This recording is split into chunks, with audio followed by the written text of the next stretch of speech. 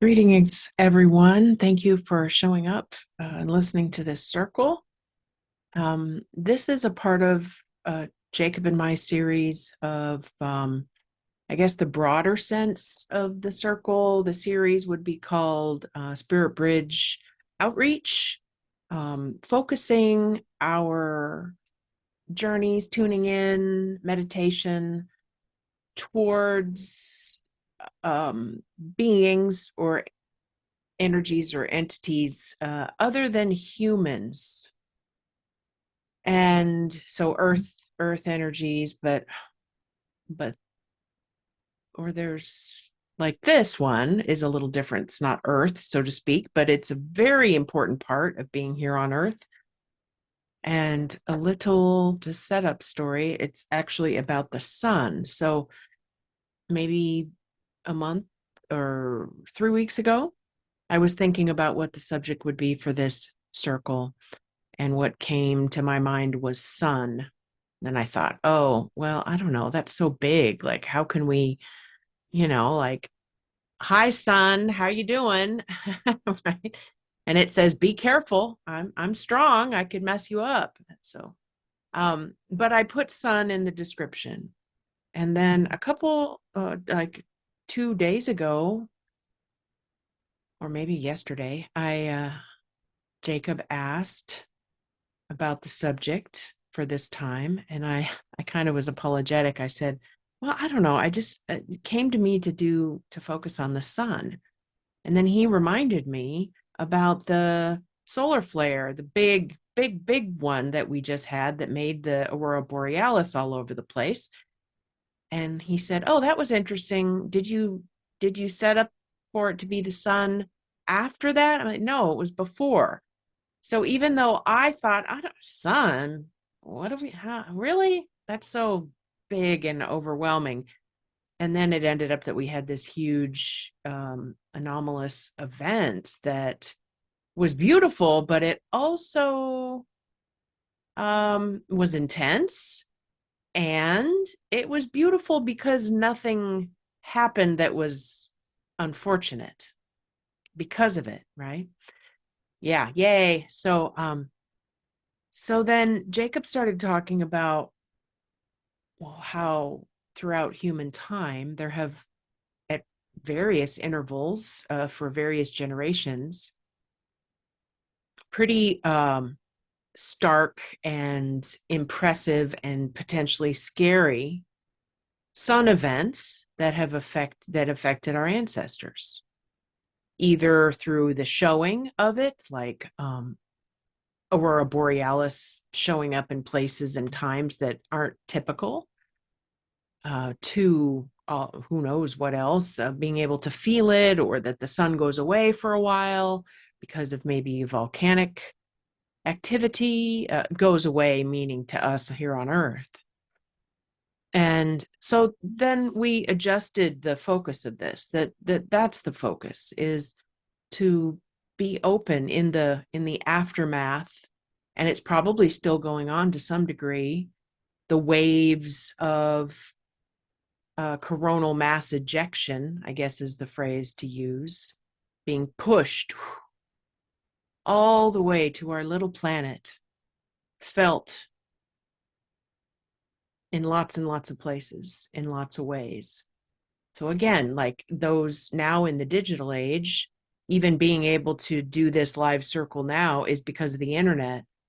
And those waves of sun energy can be strong enough to wipe all that out for a short amount of time or a permanent amount of time, right? So it's precarious. So Jacob was saying it's kind of like the Beauty and the Beast, like which do we get? So, oh, it's so beautiful, the pretty colors in the sky, as long as there's not really detrimental unfoldings from these events. And at some point, there very likely will be. There has been in the past, but that's all in the past. That's all in our DNA as well. Um, so maybe that's the focus for today, is it's called Ancestral Memories of Sun Anomalies. And the sound that I have today is from the recent eclipse that I made for the eclipse. So there's another. So there's that. Even just the cycle of eclipses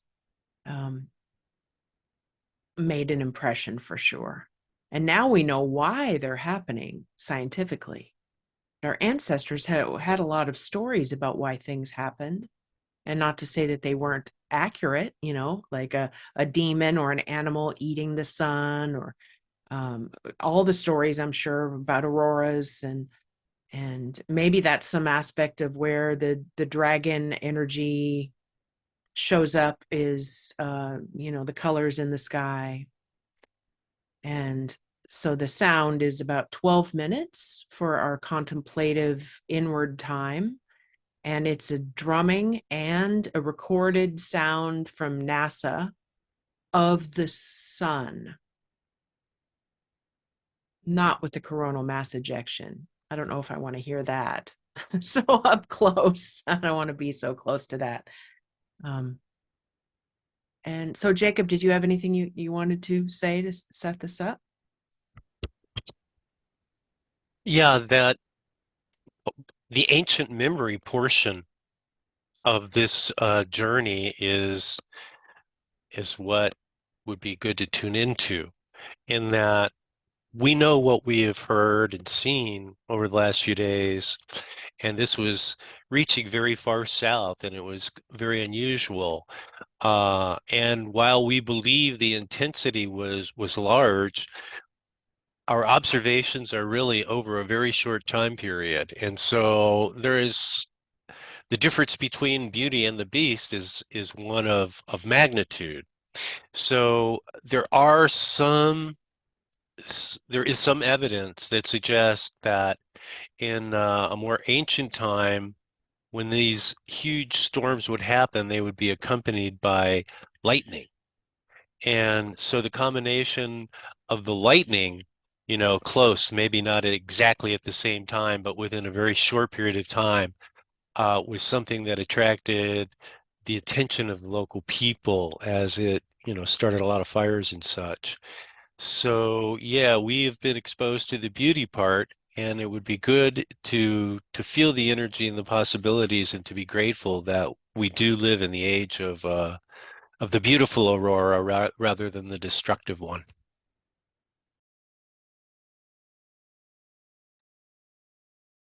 Yeah, another aspect is that we live in a time where well, although this one we can see it coming or know it's coming, but on the other hand, this one we didn't get a lot of forward knowledge of it. But for people who all of a sudden it just starts to occur, sometimes maybe I don't know what's worse or what's harder, seeing it coming or not seeing it coming. I don't know. There's another aspect of that. I recently watched I think it was a Chinese or no, Thai show, something, a little bit of it, and that the premise was that they scientifically were able to see that a comet or asteroid was coming towards the Earth, and in like less than a year, a little bit less than a year, it was going to be a catastrophic extinction level event. And after watching that for a little while and seeing what people ended up doing, kind of everything went to hell, so to speak, right? Because people said, I don't care anymore. And then I thought, well, I don't know.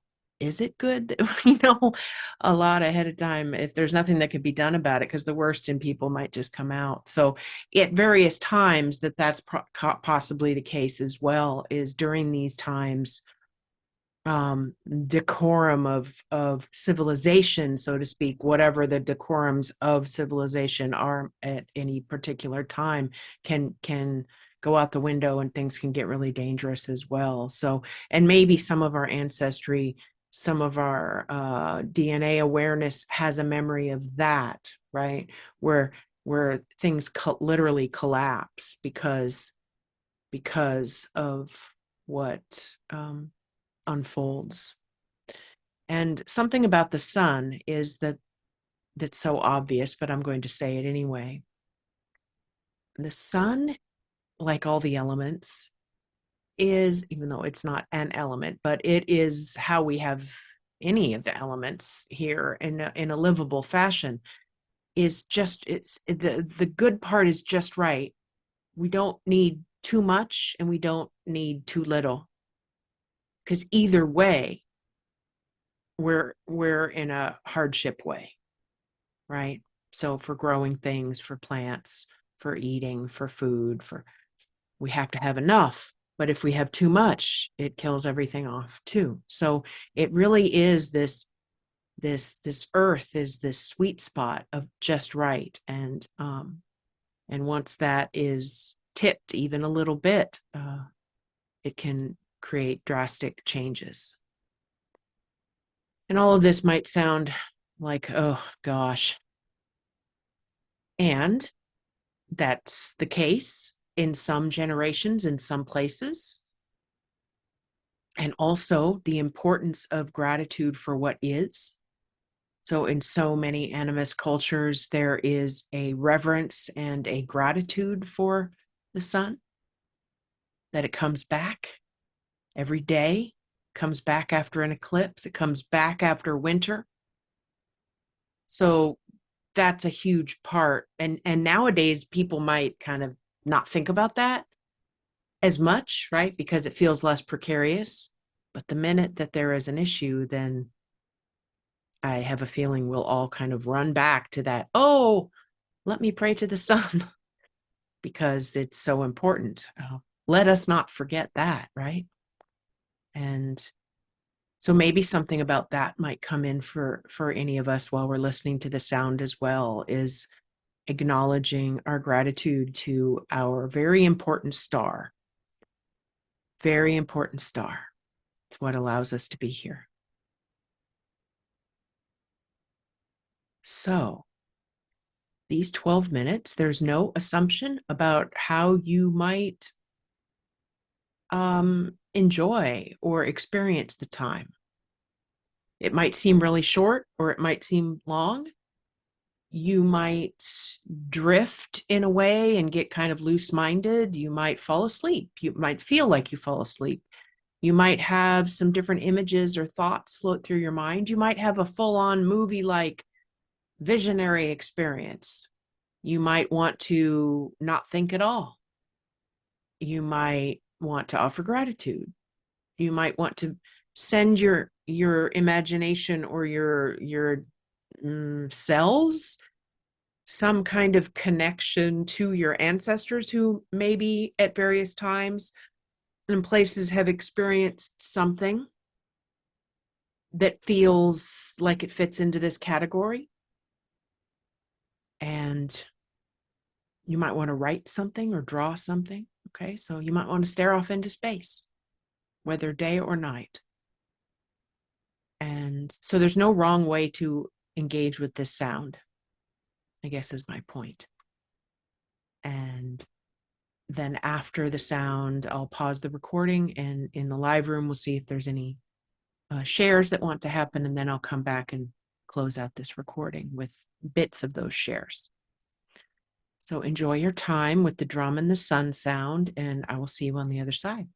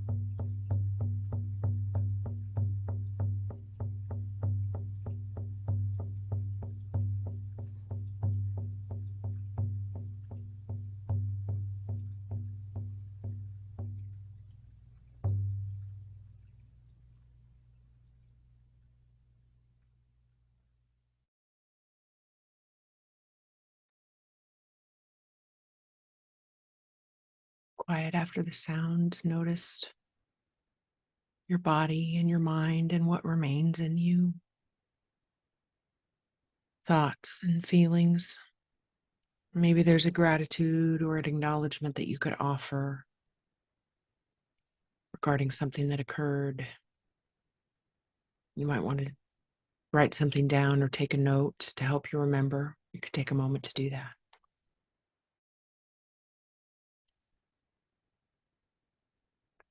Okay, so whether you rested or you offered gratitudes and prayers to the sun, or you thought about how different events in the past have, let's say, negatively or in a complicated way affected human ancestors generally, or potentially your or our ancestors specifically in any particular place, I think that maybe at the end of this circle, we can all agree that um, the sun is one. So there's water, of course, air, right? And fire. So, and then the earth of our planet, and fire, the big fire that we have really is that sun, that star of fire. And we can't be here without it. And so thank you, sun. And may your power be just enough, not too much and not too little. So thank you for being here, and I look forward to being with you again.